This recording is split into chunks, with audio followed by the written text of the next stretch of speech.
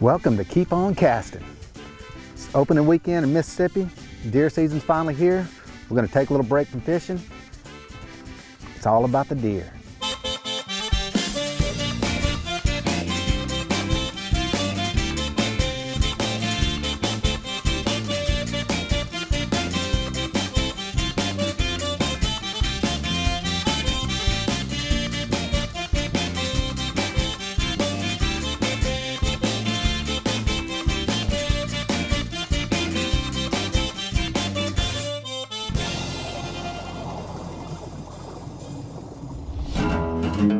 All right, today we're going to talk a little bit about all the work that it takes to fix up a nice deer hunting area. We have 202 acres here. This property I have has been cut a lot. We have a lot of pine trees. Some of this is CRP, where the government actually pays you money to keep it in pines. I've got 3 or 4 more years on that. After that, I really want to lean toward hardwoods, getting more hardwoods in here and getting it back to the way it was before. I talked to some of the people around here who grew up on this property, whose granddaddy farmed this property, and this used to be all cow farm. You can see the gates and the fences, and this was all open country. They planted it for cotton, they had cows, and when it grew up, it had a lot of hardwood timber. Since then, the big push has been for them to plant pines, and it does okay, but there's a lot of beetle problems this year. The market has been flooded with pine timber from all these national forests, and the problem we have is it's a really low price. I think I was quoted a certain amount to thin this property, and I wound up getting about half of that because of the market being flooded. So pines are good, but it's not always a steady thing. This is one huge wooded area. There's deer moving in and out. Early in the season, up to mid-season, we see does and fawns and does and fawns, and you'd swear there's not a buck out here. And rut comes around and bucks pop out of everywhere. Those bucks will travel 3, 4, 5, 6, 7, 8 miles actually during rut so that they can find does. With all these woods surrounding the property, what we want to do is we want to make our property more attractive to the deer so that these deer move in here and these deer stay here. You want to have bedding areas where they can bed up. You want to have open woods where they can search for acorns. And also we have protein feeders. We have 2 protein feeders that are 1,000-pound feeders. We feed them protein and corn year round. So a lot of times when you're planting food plots, you want them kind of centrally located on your piece of property so that those deer are moving in from the outside, moving in centrally. This time, this had been a hunting club in the past. It looked like an old F&F hunting club, so there was some fields already established. They happened to be in the right area. So we actually made food plots on those areas. We also had a nice pipeline. A pipeline is that's a given because you have all that area nice open. You got long shots, long ranges of view, and they actually keep it up for you during the summertime. You always want a water source for deer. And the pond is our main water source here. You can see here where the hogs and the pigs have been coming in and out of this little area. It's actually dried up a lot this summer, so we took advantage of this and we actually made a food plot on the edge of this. So a lot of our food plots are pretty narrow. I think the biggest one's probably 50 to 60 feet wide, but most of them are around 30 to 40 feet wide. And it's my theory that those deer are much more comfortable coming out in those food plots instead of going out into a huge open area. Now there's places that have these huge fields and the deer will come out, but there's probably a lot more pressure around here, so we wanted to feel at home where they can think they can jump right back in the woods before we can get a shot at them. The first thing we do, usually in late July, early summer, we come and we spray these food plots with Roundup to kill all the grass. We let that stay for a month or so, then we come back and we chop it. Usually around mid-September, really middle of October, we actually come chop them really good. Once again, we come in with the cultipacker, smooth that down.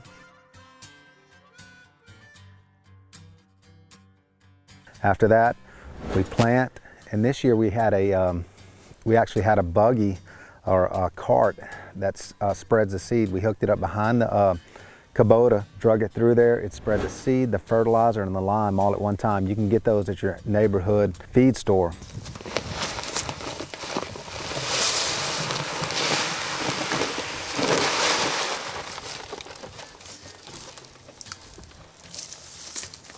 Got some nice seed there. Looks like it's already got the fertilizer in it. That'd be awesome. Get that spread out there on that nice firm ground. Run back over it one more time with the cultipacker, we'll be good to go. We've got winter wheat and oats in there, rape, and we're gonna put that out. Like I said, we want a nice firm seed bed, spread it out there, cultipack it one more time. We'll have a nice food plot right in the middle of the property. We got a fresh little rub on a tree right here. This one's probably 3 or 4 weeks old, but right now they're rubbing the velvet off their horns. Later in the year, they'll be hooking trees, rubbing trees, no matter what. I always thought it was to get the velvet off their horns, but they do it all year long. I had a lot of trees that I had planted that got destroyed with little bucks rubbing them and this stuff at the end of the season. So a big buck will rub a little tree, but not too common that you see a little buck rubbing a big tree. So if I find a big tree, 4 inches diameter, that's all beat up, cut up, then we know it's on. You know Grafton Dermatology as one of Louisiana's premier skincare and skin cancer treatment centers. Grafton Dermatology will bring your beautiful body to its healthy fullest. Grafton Dermatology provides advanced treatment for all skin conditions, repairing, healing, enhancing. Grafton Dermatology, defining healthier skin and beautiful bodies for over 15 years. La Tour Golf Club, the region's leading residential golfing community, is nestled amid beautiful landscaped greens and peaceful lakes. The 18-hole 72-par course was designed by PGA Tour champion David Toms. Golfers can enjoy the fully stocked golf pro shop, driving range, and putting greens. The family can also enjoy La Tour Bar and Grill, which offers delicious cuisine. The Bayou region's premier golfing community. Live the life with La Tour. Keep On Castin is sponsored by the Prop Shop. We are more than just props. Abu Garcia, built for life. Pin, let the battle begin.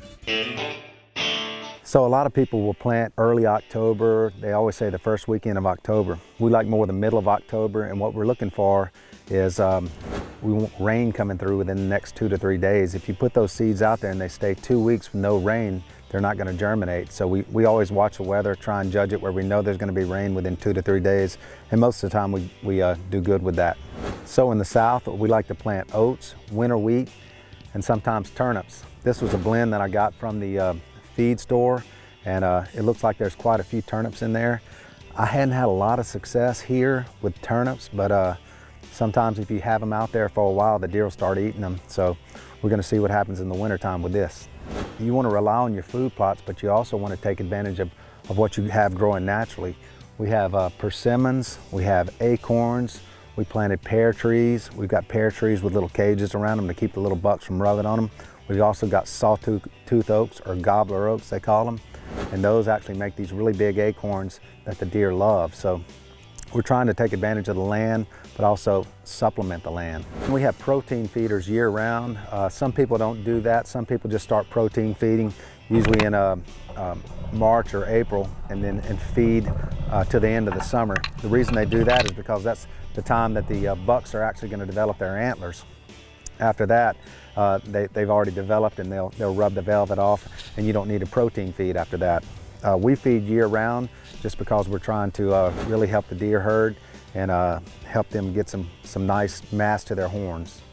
So a lot of people want to know why should we feed protein and not just straight corn, because corn is cheaper. But corn is just, it's like candy for deer. It's carbohydrates and energy.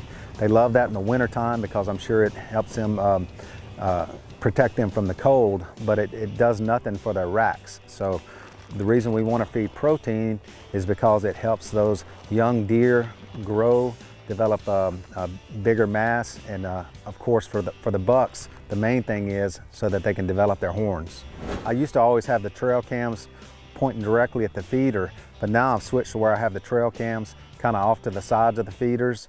Often we have them shooting the area next to the feeder, because a lot of times those bucks will come up, they'll inspect the feeder and they'll move on off.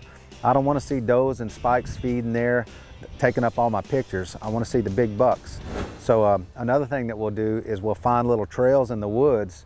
We know our deer trails, we know deer are traveling there. We'll set up a camera on a tree there and we'll catch bucks passing through there. We don't put any corn out, no feed, nothing, just a camera on the trail, and that's often where you see your big bucks.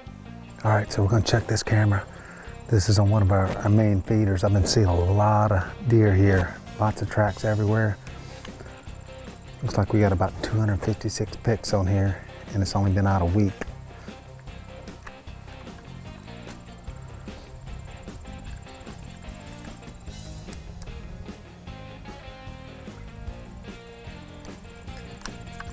We have food plots. We have these nice box stands. A box stand is a must when you got a 10-year-old little boy playing an iPad and dancing. But I don't always like to hunt the food plots, definitely not the box stands. A lot of times what we try to find are these little funnels or these little passes around the edge of the plots. We set up a climbing stand there or a leaning stand, and a lot of times that's where you're gonna catch a big buck. I rarely see big bucks come out in the food plot. Only during rut do we see that. Most of the time those bucks are slipping around the edges. They're going through these little funnels, these little draws, and they'll avoid the camera, they'll avoid the feeder. So you have to think like them. They're trying to avoid you. You want to go where you normally don't go. So you can tell the first tracks we showed you were hog tracks. They're wide, they kind of have rounded points. Have a lot of hogs out here, but they're just kind of moving in and out, so we don't have that much trouble. This is a deer track, obviously. These are the shooting lanes that we have up on a stand way up on the hill on the north side, and loaded with deer up here. Little Bo and I saw 16 last weekend, so we're looking forward to getting them a shot.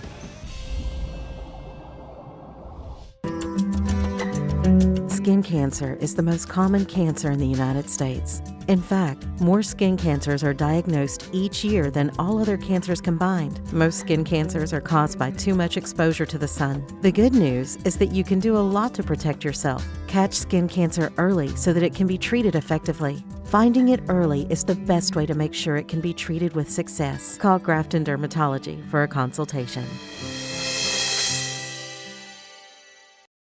Latour Golf Club, the region's leading residential golfing community, is nestled amid beautiful landscaped greens and peaceful lakes. The 18-hole 72-par course was designed by PGA Tour champion David Toms. Golfers can enjoy the fully stocked golf pro shop, driving range, and putting greens. The family can also enjoy Latour Bar and Grill, which offers delicious cuisine. The Bayou region's premier golfing community. Live the life with Latour.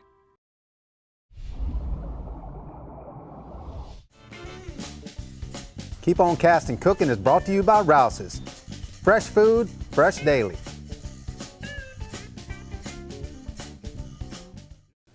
All right, folks, today we're gonna cook something called jacked up shrimp.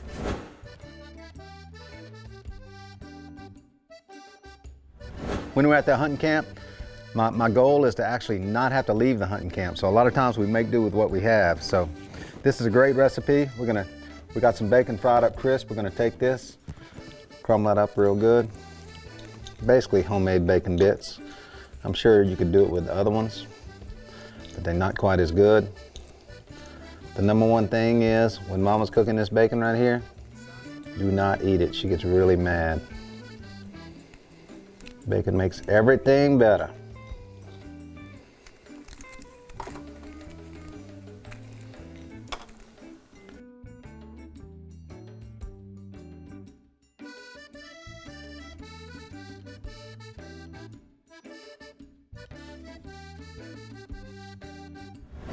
Okay, so the first thing we're gonna do is spray a little non-stick in there, because you do not want these things to stick.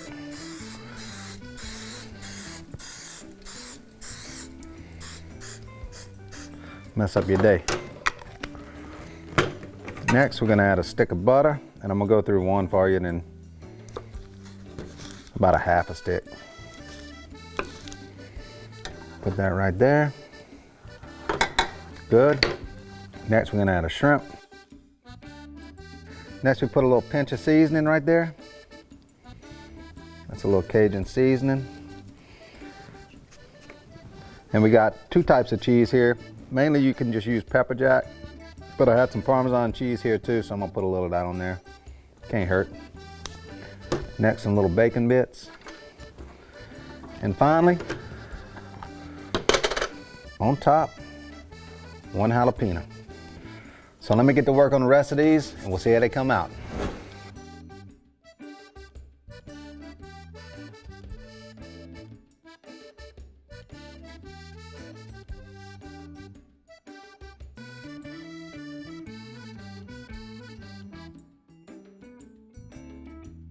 So that's the finished product right there. Jacked up shrimp. We're gonna take this, put that on the grill. So you can cook these on the grill. You can cook them in the oven. You're gonna cook them around 350 till they look done. Probably about 15 minutes or so. We got it right above 350. We're gonna let those cook for a little bit. We'll be right back. So we got the cheese melted on there. I'll give it maybe a minute or two longer, but it's almost done. Sometimes those shrimp will almost be covered up by the cheese, so you basically want to cook it till that cheese melts good on top. We're gonna probably give it a couple more minutes. Looking good. So guys, that cheese is nice and melted on the top, and they're looking good. We're gonna go ahead and take these off. Oh yeah, cheese is getting dark on the sides. We're gonna set them right there, let them cool off, scoop those out of there, and show you what we got. So we're gonna put a little squeeze of lemon juice on there, just a little bit. Just give it a little extra flavor. We let them cool for a few minutes, just give them a little bit of cooling. Go ahead and scoop these things out. Kind of want to take this spoon, go around the edge of the pan.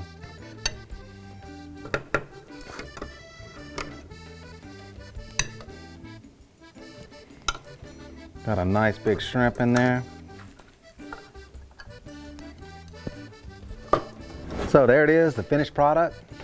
Jacked up shrimp. How can you go wrong with shrimp, bacon, cheese, and jalapenos? So we're gonna try this.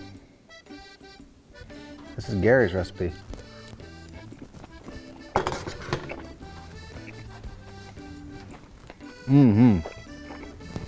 Man, excellent recipe. I want to say thanks to Gary for that. So y'all enjoy. Till next time, keep on casting. You can find this recipe and more at keeponcastingtv.com.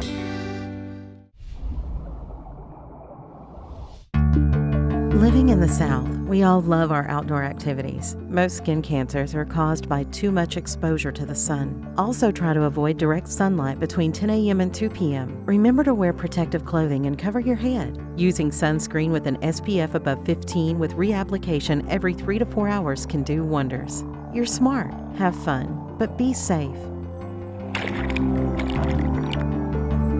Call Grafton Dermatology for a consultation. Latour Golf Club, the region's leading residential golfing community, is nestled amid beautiful landscaped greens and peaceful lakes. The 18-hole 72-par course was designed by PGA Tour champion David Toms. Golfers can enjoy the fully stocked golf pro shop, driving range, and putting greens. The family can also enjoy Latour Bar and Grill, which offers delicious cuisine. The Bayou region's premier golfing community. Live the life with Latour. Closed captioning provided by Humdinger Lures, the bass catchingest lures on the planet. So it was opening day of youth season here in Mississippi. All the hard work preparing for this has finally come to somewhat of an end. So now it's time to enjoy the fall hunt.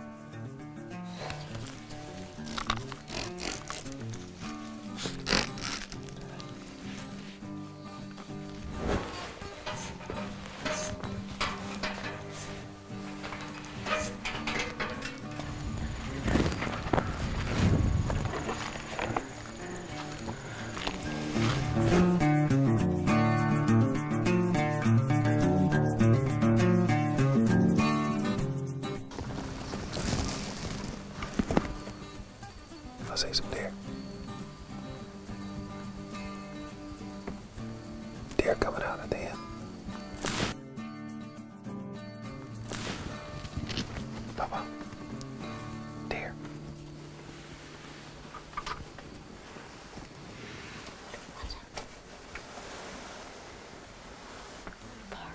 Yeah, way more at the end, Sam. Look way at the end. See him way at the end. Way down toward the right. Oh yeah, now I see him. I thought that was just a tree. I can make that shot. That's a long shot, boy. I can make it on Fortnite, so why can't I make it in real life? See, come on. Yeah, there's another one. There's two. Yeah, there's two. I'm sitting on my side of the blinds and I see two deer come out way at the south end. Now, this is the end that I wanted the deer to come out with because the wind's blowing from that way towards us. I don't think they could smell us, but those deer are sharp. They were looking, they knew something was wrong, they knew something was going on.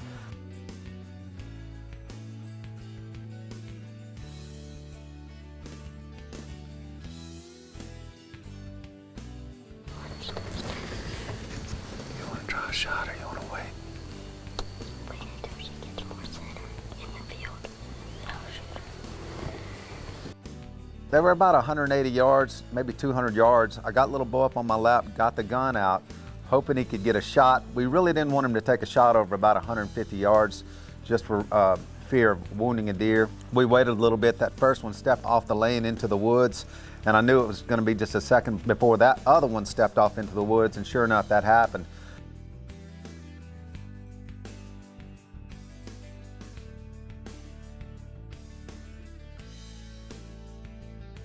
The blind that we have is approximately 5 by 6 feet, and it's a nice, comfortable blind for 2 people, but for 2 people and a cameraman, it gets really tight. Little Bo was sitting on a beanbag on the floor. We had 2 chairs in there. We had the camera with the tripod set up. Little Bo's playing on his iPad, and next thing you know, I look down and he's out of it, sound asleep. That's the reason we have his little beanbag there. He sleeps good. As long as he doesn't snore, we're happy. We're sitting, I'm watching the south side, Gary's watching the north side, and all of a sudden he taps me on the leg. He said, look, almost directly on top of us is a doe looking right at us. She looks at us a little bit, she walks out and starts eating corn. Gary's able to get a few good shots of her.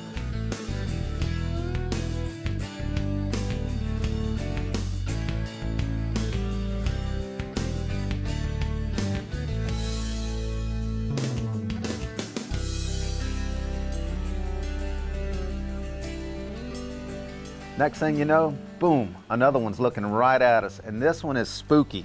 You can tell she's seen something, probably saw Gary move a little bit or me move. By that time, we're trying to get little Bo up. He's moving around. The camera's there, he's got it set. We got to get little Bo in position. He's sitting on my lap. We move him over, get him in Gary's lap. He gets up, gets ready. And when he was getting over there, he goes, Gary, the camera's, it's shining at leaves, not the deer. And I hear Gary say, don't touch the camera. Don't touch the camera, just get over here. Whenever the deer came, I tried to tell our cameraman that the camera was pointing at the trees, but since my microphone was off, he couldn't hear me because he was wearing earphones. And so we didn't get the filmage of me shooting the deer. But I can tell you, the shot I made on the deer was a great one. Got it, boy.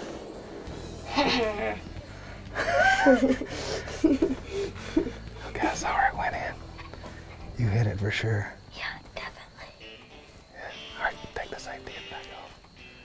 Little Bo gets up, squeezes the trigger, makes a great shot. That deer jumps, I swear it jumps 15 feet in the air and then runs. We saw exactly where it went in.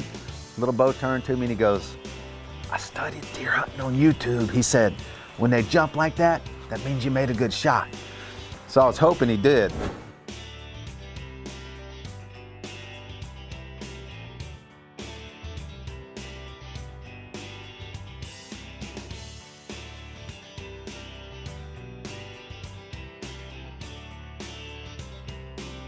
This is probably one shot, right? Right here, okay. So on that leaf, right there. Dark blood though. There's another bit. We went out there, we waited about 20-30 minutes, wanted a little bit of light. We went out there and we saw good blood, but as soon as it got off the trail, we couldn't see any more blood. So instead of pressing that deer, I said, well, we'll wait a little bit. Little Bo and I came back to the camp and got some really good flashlights. I got out in the bushes, finally got that Q-beam up, saw some good blood. trailed it along a little bit, actually saw a piece of lung, which is a good sign. And sure enough, 20 to 30 yards away, the doe was laying there. Bo made a perfect shot.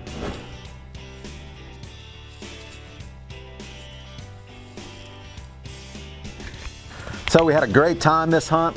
It's awesome when you can get out with your family. And for all you dads and grandfathers out there, you know it's not about always taking the shot yourself, but it's introducing those kids to hunting, letting them see the deer, letting them shoot their first doe. I've got 2 little girls that are dying to go, and I'm sure we're gonna take them this evening. So take those kids out there, get them involved, keep them off the street. Great sport, good family time.